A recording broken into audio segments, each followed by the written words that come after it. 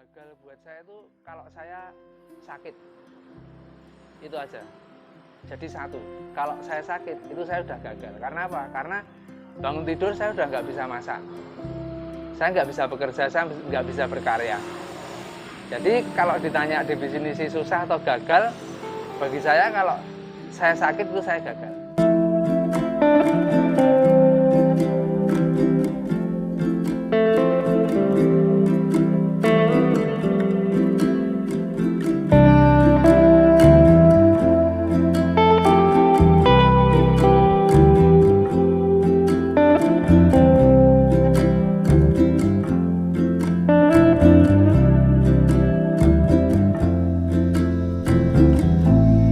Assalamualaikum warahmatullahi wabarakatuh. Jumpa lagi di channel Ban Febri, channel informasi dan tentunya seputar usaha yang selalu menginspirasi.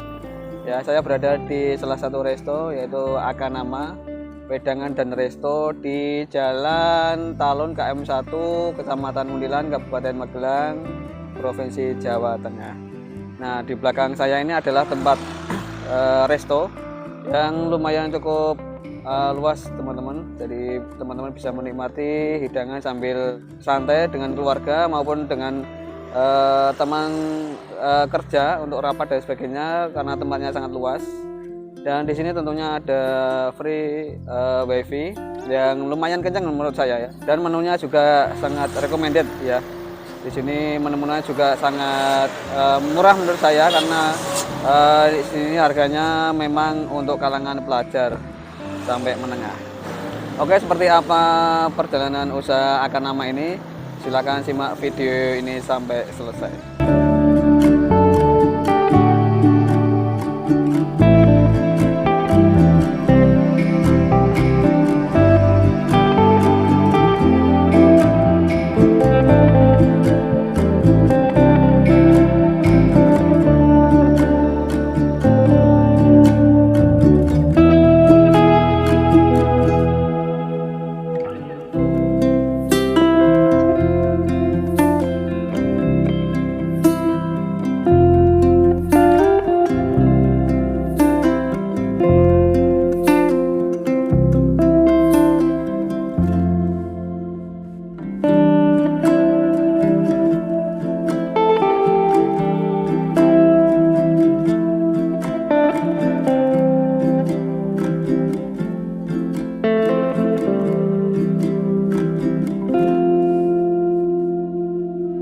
Pagi, nama saya Dendi Sulistyo Wibowo, dan saya di sini selaku pemilik Wedangan dan Resto Akanama. Lokasinya di Jalan Talun kilometer 1, Patosan Sedayu, Muntilan. Akanama ya, Akanama itu banyak orang yang nanya memang Mas, Akanama itu apa tuh Mas, kok kayak apa? Nama Jepang padahal sebenarnya enggak. Sebenarnya itu ada kepanjangannya Mas. Di Akanama itu kepanjangannya dulu, Akanama itu adalah arsitek kuliner anak dan mertua. Kenapa saya bikin Akanama itu karena kebetulan istri saya itu arsitek, dan di sini saya membuka usaha kuliner ini salah satunya juga dibantu oleh mertua saya, dalam arti membantu ikut masak. Bukan hanya saya yang masak, tapi mertua saya juga ikut masak. Dan kebetulan dulu mertua saya itu pernah punya warung, tapi karena tutup, akhirnya supaya bisa tetap bekerja. Dan kalau orang tua itu kan kadang kalau nggak bekerja itu kadang post power syndrome, jadi nanti malah sakit, tambah sakit. Jadi saya ajak untuk ikut membantu usaha kuliner saya. Itu ininya, apa namanya, sejarahnya Akanama. Jadi arsitek kuliner anak dan mertua. Kalau sebenarnya dulu tuh pengennya juga cuma tempat tongkrongan juga gitu. Jadi karena kebetulan istri saya punya teman-teman arsitek yang kadang juga sering nongkrong bareng, dan kebetulan pengen mewadahi juga gitu. Kalau misalnya pengen ngumpul-ngumpul bisa di sini. Jadi untuk arsiteknya itu kan dulu sebenarnya pengennya juga untuk mewadahi teman-temannya istri saya, misalnya mau nongkrong silahkan di sini. Jadi sekarang malah jadi apa, kuliner, arsitek kuliner, dalam arti itu kulinernya diarsiteki. Buka opening itu tanggal 17 Oktober Mas, jadi hampir setahun ya, ini 11 bulan ya, 11 bulan jalan dikit ya. 17 Oktober 2021 wedangan, jadi kita konsepnya ngusung untuk ngusung berbagai macam minuman, jadi nggak cuma biasanya kan kalau misalnya coffee shop kopi, tapi ini saya juga mengusung minuman yang diracik secara tradisional, misalnya seperti teh serai gula batu, terus nanti ada juga yang best sellernya itu wedang Deso Akanama, jadi itu kita campur tehnya itu teh racikan sendiri, terus kemudian nanti kita campur serai, ada lime-nya, ada jahenya dan macam-macam, tapi bukan seperti wedang uwuh, bukan, cuma kalau wedang uwuh kan kering dia, jadi kalau ini fresh, semua fresh. Awal mulanya sebenarnya dulu sih pengennya saya cuma pengen jadi tempat nongkrong wedangan saja ya, tapi karena banyak teman-teman juga yang dibikin menu makanan yang khas, yang signature, akhirnya brainstorming dengan mertua saya, ngobrol-ngobrol, akhirnya dapat beberapa menu yang akhirnya sekarang juga jadi menu best seller dan andalan, yaitu bebek sinjai Akanama. Kalau untuk langganan-langganan biasanya udah pada tahu, kalau luar kota ke sini pasti bebek sinjai Akanama, pasti itu yang best sellernya. Terus membikin menunya juga, saya bikin menunya bukan menu yang segmented, dalam arti misalnya satu menu aja yang kira-kira biar jadi viral, enggak, tapi saya menu yang sekiranya kalau keluarga datang ke tempat ini, ke Akanama, dari orang tua sampai anaknya bisa makan semua. Jadi saya juga menyediakan menu-menu yang seperti anak-anak suka, kayak chicken stick, burger, terus kemudian sandwich, french fries, terus ada lagi katsu, chicken katsu. Itu yang menu-menu yang biasanya anak-anak muda dan anak-anak kecil suka. Kalau yang untuk orang-orang tua biasanya rawon, soto, terus kemudian ada bistik juga ada ayam goreng, ada bebek goreng. Jadi saya bikin menunya bukan segmented, tapi yang kalau keluarga ke sini semua bisa menikmati, bisa dinikmati bersama. Kalau background saya memang dulu saya kerja di resto dan bar. Nah, kebetulan saya mendapat ilmu dari situ. Kalau untuk masakan-masakan tradisional itu kebetulan mertua saya udah memang bidangnya, dan saya juga belajar untuk menu-menu menu anak muda dan anak-anak. Saya sama istri saya yang membuat. Tapi sekarang juga semua dibuat bareng-bareng karena semua kerjasama. Jadi, kalau modal awal ya, kalau ditanya modal awal tuh, kalau untuk membangun sebuah usaha itu sebenarnya modalnya itu mau modal kecil itu sebenarnya nggak masalah Mas, tapi yang jelas itu niatnya Mas. Kalau misalnya bangun usaha tapi punya modal besar, tapi cuma dibangun terus kemudian ownernya atau pemiliknya cuma situ ngecek segala macam, tidak ikut terjun langsung dan mungkin niat, tapi mungkin kadang sering kalau owner atau pemilik itu nggak terjun langsung dan nggak langsung ikut kerja, itu kan beda Mas. Jadi kalau saya sih modal itu berapapun kalau mau usaha itu sebenarnya fine aja, tapi yang jelas itu yang pertama niat. Kalau misalnya modal besar tapi nggak niatnya cuma sekedar bikin usaha, itu pasti banyak nggak jalannya. Tapi yang jelas yang pertama niat. Jadi kalau saya sih nggak terlalu mengukur modal berapa, yang jelas saya kebetulan punya modal sedikit, saya bikin ini, Kemudian yang penting saya niat, saya ikut terjun langsung, bahkan saya juga mengajari anak-anak untuk gimana cara nyervis ke tamu, gimana membuat tamu itu merasa nyaman di sini. Dan yang jelas itu memang pelayanan nomor 1 kalau di sini, Mas. Jadi tamu datang tuh, kalau langganan-langganan saya kebetulan 80% kalau ke sini pasti kalau makanan tuh udah sekarang nomor 2. Yang penting nyari saya, Mas Dendi ada enggak, biasanya gitu. Dia datang langsung, Mas Dendinya ada enggak.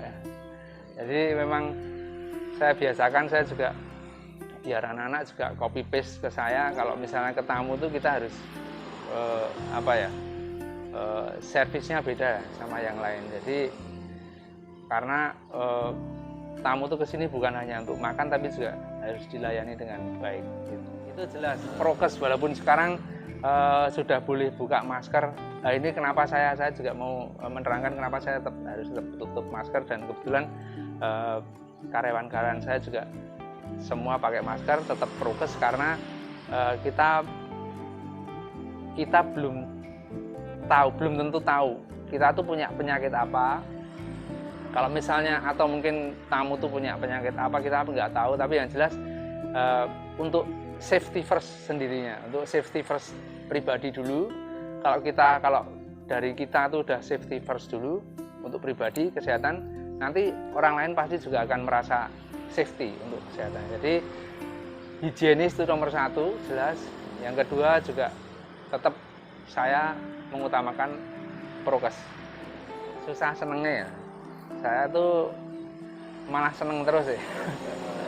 Kalau dibilang susah itu, kalau saya susah itu definisi susah atau definisi, kalau orang bilang pernah belum mengalami kegagalan atau ini, definisi gagal buat saya itu kalau saya sakit, itu aja. Jadi 1, kalau saya sakit itu saya udah gagal. Karena apa? Karena bangun tidur saya udah nggak bisa masak, saya nggak bisa bekerja, saya nggak bisa berkarya. Jadi kalau ditanya definisi susah atau gagal, bagi saya kalau saya sakit itu saya gagal. Karena terus terang kalau saya sakit atau karyawan saya sakit, itu pasti udah 1, mungkin bisa bekerja tapi udah nggak fokus.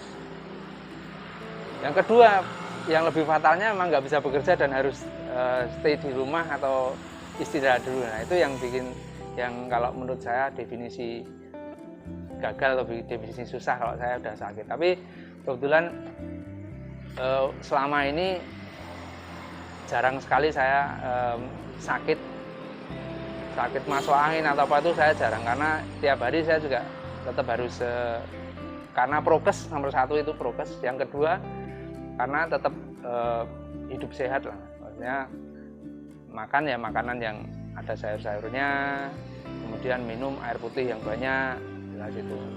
Dan yang jelas kalau saya di sini minuman nggak ada yang minuman saset, Mas. Jadi kebetulan semua kopi juga, misalnya seperti kopi kita juga pakai kopi biji, terus yang lain teh segala macam juga nggak ada yang maksudnya yang saset-saset.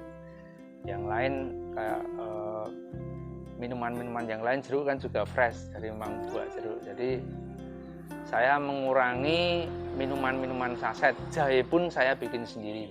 Jadi semua jahe seperti jahe yang ada di angkringan-angkringan pada umumnya itu saya juga bikin sendiri. Saya racik sendiri, saya ramu sendiri, saya sajikan untuk tamu. Yang penting nomor 1 ya, maksudnya yang terbaik buat tamu. Unggulan kalau orang misalnya di luar kota, ya dalam yang di Kota Mudan sendiri juga udah tahu, biasanya kalau kesini makannya kalau enggak bebek sinjai, ayam sinjai, rawon. Kalau anak-anak paling suka burgernya Kanama sama chicken katsu sama chicken stick, itu anak suka. Untuk harga murah aja, Mas. Kita range-nya bukan range yang harga kafe. Jadi karena saya di sini juga berpikir bahasanya untuk bisnis kuliner untuk di daerah Muntilan ini kita harus, yang penting harga itu terjangkau dan kualitas tetap oke, Mas. Nah, kalau range harga makanan itu dari 10.000 sampai 26.000. 26.000 itu yang bebek, memang bebek Sinja itu 26.000. Tapi yang range harganya itu dari 10.000 sampai 26.000. Jadi terjangkau aja. Kalau per bulan, saya hitungannya saya tiap hari kan saya tutup buku saya. Omset harian itu kisaran dari 1 sampai 3 Mas, 1 juta sampai 3 juta. Omset per bulannya kurang lebih ya sekitar 70 sampai 80. Ya. Kalau untuk kedepannya, untuk sementara karena ini baru, jadi saya masih fokus untuk resto saya yang di sini dulu. Jadi nanti memang tetap ada untuk pengembangan kedepannya, cuma karena saya ingin fokus di sini dulu, jadi saya akan bikin ini, buat ini untuk semaksimal mungkin. Setelah itu kemudian nanti baru kalau memang udah ada rezeki lagi dan ada tempat yang bagus, nanti saya akan kedepannya juga akan melebarkan. Jakarta ada, dari Jakarta paling jauh itu, dan itu juga kalau beliau kesini pasti menyempatkan. Terus Semarang, Temanggung, Salatiga, Jogja, Magelang, paling banyak Magelang lah. Tamu-tamu dari Magelang yang biasanya kalau misalnya mau perjalanan ke Jogja atau dia mau pulang dari Jogja pasti akan mampir ke sini. Ya promosi sementara ini saya masih pakai Google Review, jelas itu karena ternyata membantu sekali Google Review. Terus yang kedua pakai Instagram sama Facebook ya, Facebook dan Instagram. Kalau Instagramnya akan nama _. Kalau Facebooknya saya pakai Facebook pribadi, tapi biasanya saya masuk ke kuliner online Muntilan. Untuk karyawan saya, yang karyawan dari luar itu ada 3. Terus karena saya sendiri juga ikut bekerja, jadi saya hitung saya ikut kerja, istri saya juga pasti membantu dan mertua juga membantu. Jadi total kalau saya hitung termasuk saya karyawannya 6 orang. 6 orang udah sama saya. Bukanya itu officially jam 8, di Google Map itu jam 8. Cuma karena kalau saya itu biasanya saya kan 3:30 udah bangun pagi, terus kemudian udah masak semuanya, prepare. Nanti biasanya setelah selesai jam 7 itu udah saya buka. Jam 7 saya udah melayani karena banyak teman-teman yang biasanya atau mungkin ibu-ibu, bapak yang sering jalan-jalan pagi itu kadang sering mampir, nyoto atau makan rawon sambil wedangan. Nah itu. Ini jam 9 malam. Oh, di sini ada free wifi Mas, free wifi, dan kebetulan juga kita kalau untuk public facility kita ada musola juga ada, sama toilet. Kalau toilet memang kita menyediakan, sama musola ada. Terus kemudian di belakang itu juga masih ada lesehan untuk yang view-nya langsung ke sawah. Acara rapat langsung nanti bisa booking di nomor yang tertera di Instagram, bisa lewat DM Instagram, bisa lewat DM lewat Instagram bisa. Terus kemudian nanti pakai nomor yang di Google Map, yang sudah tertera di Google Map juga bisa. Saya Dendi selaku pelaku bisnis kuliner di Muntilan, saya harap sih untuk, kan memang di Muntilan ini memang sudah terkenal ya, orang-orang luar kota itu Muntilan itu terkenal kulinernya. Memang dibanding dengan kota-kota yang lain, sebenarnya Muntilan itu terkenal kulinernya. Saya berharap sih tidak hanya untuk resto Akanama juga, tapi untuk kuliner-kuliner Muntilan yang lain tetap harus mempertahankan kualitas dan juga kualitas rasa, kualitas pelayanan, supaya Muntilan ini tetap jadi tempat singgah kuliner untuk tamu-tamu dari luar kota ataupun dari Muntilan itu sendiri.